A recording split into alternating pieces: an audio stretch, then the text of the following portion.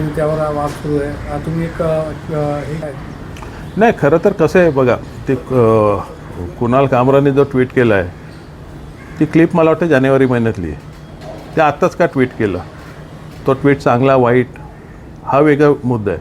परंतु तुम्ही बघाल की अधिवेशन सुरू झाल्यापासून मग तो आबो आझमी आला, कराड मुंडे आले, औरंगजेब आले, कबर आली, त्यानंतर दिशा सालेन आली आणि नंतर ते भरकवटायला किंवा काही कारण असेल ही क्लिप आली.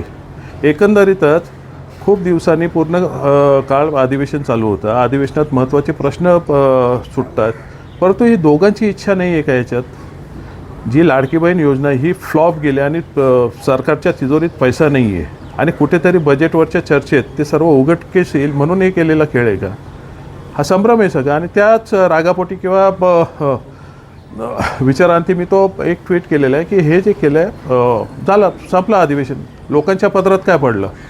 त्यामुळे खूप वाईट चाललं आहे राजकारण आणि त्या अनुषंगाने केलेला तो ट्विट होता.